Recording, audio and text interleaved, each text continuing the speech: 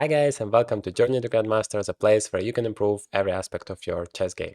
And today I want to play a 10 minutes game. I want to explain all of my decisions to you so you can take the most of it, only the relevant stuff like calculating the variations, explaining you the key strategical ideas, the key chess principles. So let's see. I'm gonna start with a Philidor defense once again because that's my favorite opponent, because I really want to teach you how to play it. And well, my opponent plays d5 here in the main position, which is a bit weird because it doesn't really give you anything. Of course, it's playable, but I mean, there are no pressure on this e5 pawn anymore. I can just play c6 immediately. I can just continue my development for now. Yeah, okay, he wants to build this pawn chain, but there is no c pawn to support it. I don't know. Feels a bit weird to me, but definitely playable. Let's see what I'm gonna do. He plays bishop c4, but I guess I play b5 immediately now. And that's really annoying for him. I mean, the bishop has to go back, and maybe I can even play a5, d takes c, a4, bishop d5 is the only move. Yeah, but bishop d5 is good enough, because if I take, maybe I play b4, but then c7, I mean, that's crazy. In every case, I can, of course, just play bishop b7 and take it on c6, but yeah, that's true that he has some activity thanks to this d file. To this d5 square in the first place. And if I take, he just takes with a knight. I can't take it back. Yeah, maybe I was too rush with a b5 move. Maybe I should start it with a5 first. Now I have to play bishop b7. I mean, it's not bad in every case. I like it, but I don't like the fact that he's gonna use this d5 square for his pieces. But let's see. Of course, it's not the end of the world. Can deal with it. Maybe bishop takes c6 would help. Knight d5, I can exchange a bunch of pieces here. The queen might come to d5, but then my knight will get to f6 or b6, somewhere there, and attack this queen and kick it away. And of course, eventually I want to play the move d5. Definitely we are playing against a very strong opponent, because, well, he has 2420, and also in this question mark, that means that he's only starting to play this time control. So probably he's even stronger than that. He's playing a3. Okay, so he's preparing against the a5 threats. But now I guess I can play a6 and protect this b5 pawn, so that after d takes c, I can take it with a knight, because I want to get to the d4 square eventually. The drawback is, of course, that I'm not going to control the d5 square with a bishop anymore. Alternatively, I can just play knight d7, preparing the move knight to c5. I mean, if I could make twice, two moves here in a row, I would play a6 and c5, completely close the position. This bishop would be stupid, and that would be great for me. But I guess once I play a6, he takes on c6, and that would not be possible anymore. But that's still fine. I mean, I get a lot of space. That would be similar to Sicilian defense. Well, he actually allows me to do that, to play c5 here. But I really like this position. Now it looks like a Benoni defense, the old Benoni defense, when you play c5, d5, and e5, but seems like a very good version of that. So I'll just do the castles. You could see that this game is really a strategical battle, because yeah, I thought he could never allow that playing me c5, but he did, and he seems to be happy with that, because he says, well, I'm gonna just attack here, and I don't care about the queen side altogether. But I also have my ideas. Yeah, I would be happy to play g6, but I am a little bit not in time. Normally you play knight e8, then g6, bishop h6, and you play knight g7. But now you play g6, which would be desirable for me to stop knight f5. He can play bishop h6, and I have to go to e8. Don't really like it, because I need my rook here. I can just play rook e8, and then after knight f5, play bishop f8, and then g6. Yeah, I guess that's fine. That's another idea, like another approach how to fight against this knight f5 thing, because I can always play g6 afterwards and push it back, and then my bishop could be relocated to g7, where it's really good there. Queen to e1. Yeah, I guess it's kind of a preparation. The queen wants to go to the king side. I mean, I should continue the development somehow. Maybe bishop f8 first, so I'm ready to play g6. Maybe he wants to play knight h6, but I mean, king g7 is always there. I can also just play g6 and say that now... Yeah, I can just play g6 and say that now the knight can't go anywhere forward. And I guess I still want to relocate my bishop there. But it means that I could have just played g6 in the first place without rook to e8, and then after bishop h6, just play rook e8 and bishop f8 next move.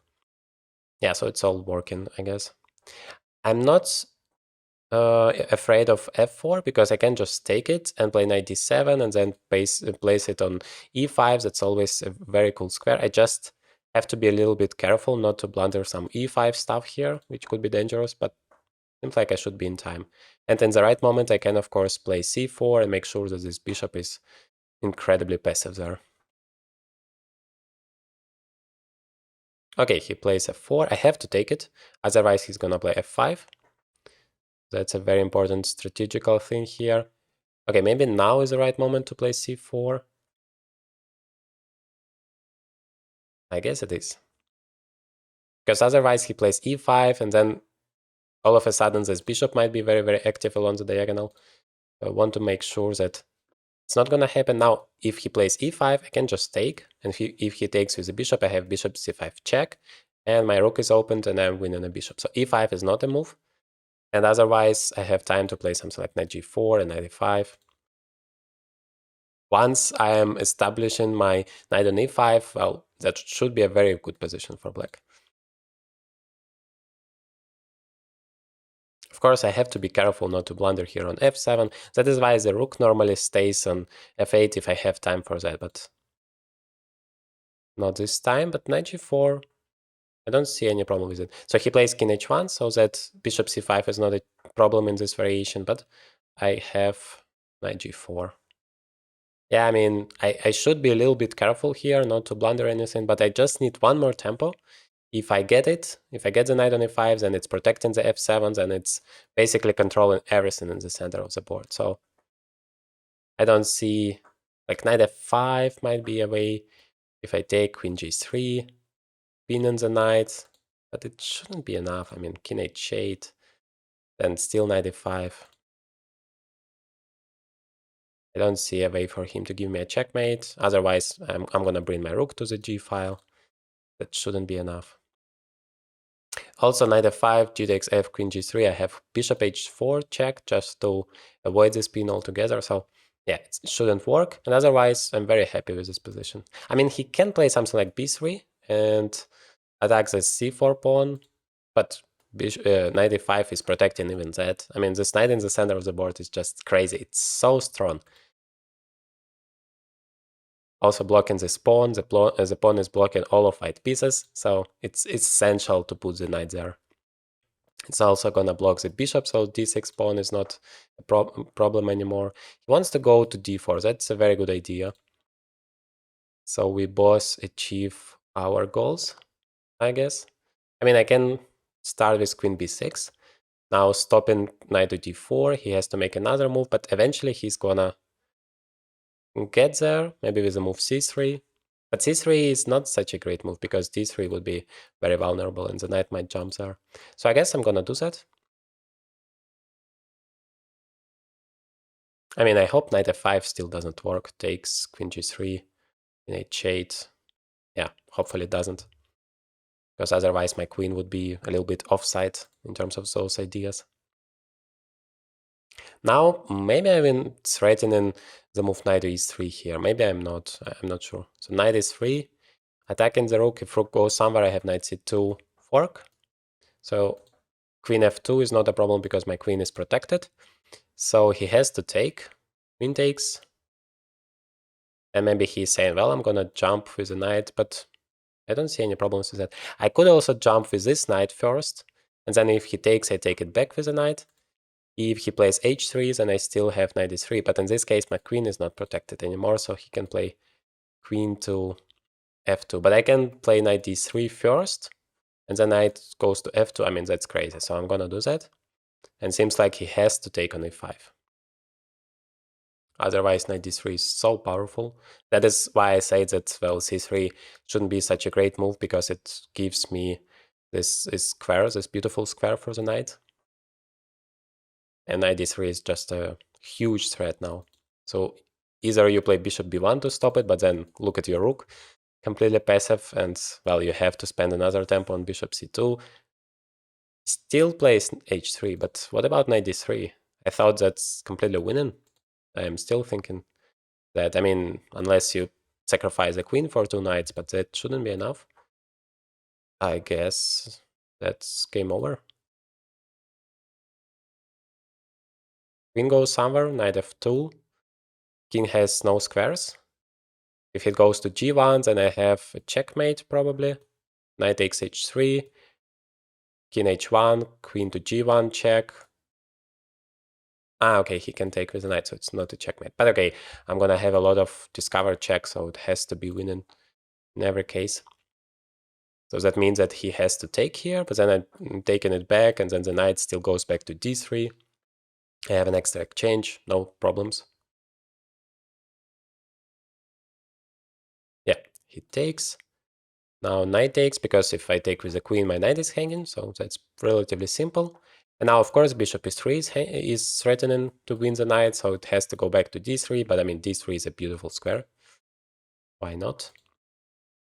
I understand that he still has some activity, he can play rook f1, put some pressure, but next exchange is an extra exchange. Where should the queen go? I guess to c7 to help with the defense and not stopping this rook from being developed. Yeah, rook f1 is the right move. I want to put my bishop on g7. I guess that would be a very good square for it. Also, in terms of this bishop, it goes to d4, and my queen is now protecting the f7 square, and my rook is now opened. Of course, my bishop is still very passive here, doing nothing, and I have to still spend some time to develop everything. Knight f4. Normally, developing your, exchanging your pieces when you're some material up is a great thing, but I mean, I like this knight so much that I don't really want to exchange it. I want to put it on e5 because it's such a great piece. Although I can also take and then play bishop g7, then bishop e5, and continue exchanging stuff, because this knight is very passive here on g3. It can't go anywhere. Maybe it goes to e2 and d4, but in the meantime,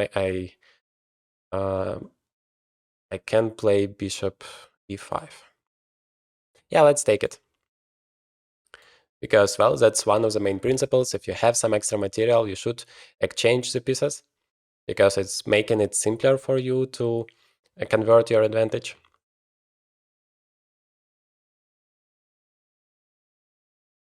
And I'm still not sure like what kind of threats he has. I mean, this bishop is still incredibly passive there, doing absolutely nothing. And without it, it's like I have an extra rook, basically. So yeah, he tries to exchange this bishop to have some weaknesses along the dark squares, but this knight is still not going anywhere. So I guess I can just play... Yeah, of course, bishop e5 is still possible.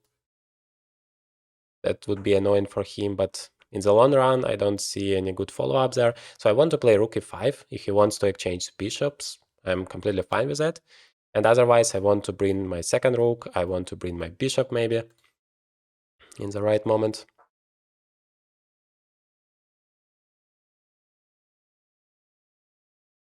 Also, I want to bring my queen to g5, maybe, because once I exchange the queens, the game is pretty much over. Yeah, now he moves his bishop, but it's still very passive. Let me bring the second rook. Queen goes to f4. Yeah, my desirable idea was queen e7, queen g5, but now this pawn is hanging. Maybe I should have played rook f8, just protecting it. In every case, I have to play queen e7 to stop queen f6 check. And maybe I should just play rook f8 anyway. Admitting my mistake. That's, by the way, very important. Yes, you have lost the tempo, but still, if it's the right thing to do, you should do it. Ideally, I would be happy to play queen g5 and rook e7 at the same place, but at the same time, I mean, but it's not possible, unfortunately. Okay, he plays h4 anyway, so now this idea is not possible for me. But how do I make any progress? I guess I play h5, and then I put my bishop on g4.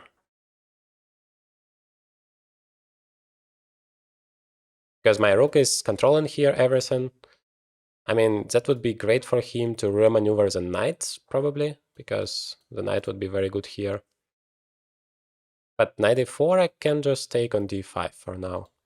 Rook f3, now I like bishop c8 even more, because bishop g4 would be with a tempo, and the h4 pawn will be hanging. So this h4 move was really double-edged. It stops queen g5, that's great, but now you should always keep an eye on it. How do you stop bishop g4? Because it really comes with a tempo. Ah, okay. So he sacrifices it altogether. So if I take rook g3, yeah, I haven't thought about it. King h8, pawn takes f6. I mean, f6 is always cementing everything. Queen g5 is never possible because that's going to be a queen's exchange.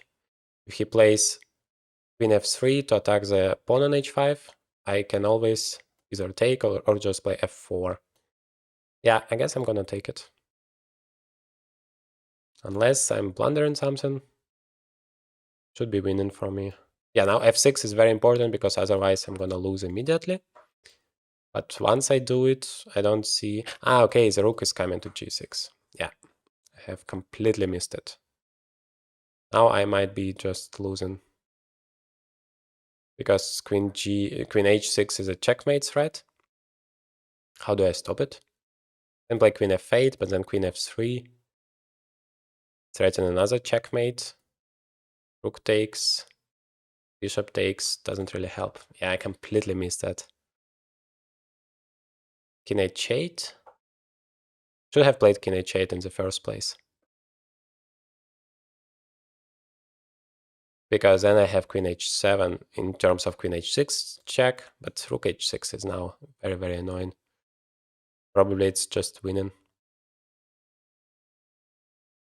Because then he has queen g3, unfortunately.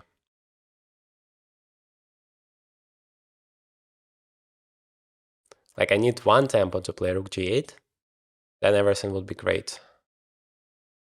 But obviously he's not gonna give me that tempo. He's gonna play rook h6 immediately. If I give my... Okay, but I have an extra rook here. If I give my queen for it, then I still have two rooks for the queen. That's actually pretty good, so I probably shouldn't be that upset. I mean, the position was completely winning, and these whole complications are unnecessary, but the main thing is I'm not losing. Of course, I only have 38 seconds, so I have to be fast. Yeah, so the question is whether I play queen h7 immediately.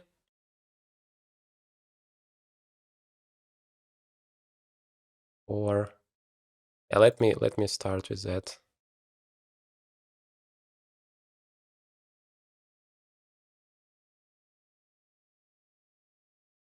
Yeah, so now I have 2 rooks and 23 seconds. But my rooks are very, very stable there. I just don't have any idea how to play. I have played rook e1, because it's a checkmate there. Yeah, that was a very good move there. Very good opportunity.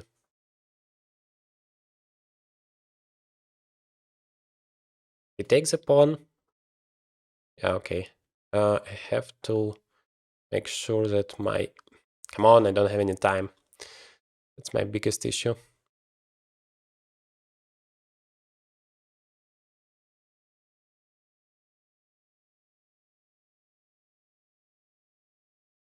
Eight seconds. That's just too little. There's no checks.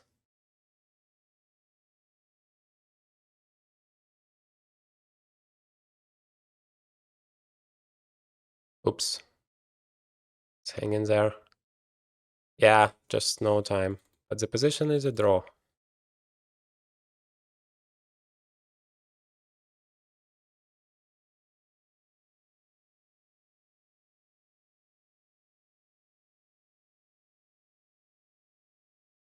Yeah, I unfortunately don't have any time at all.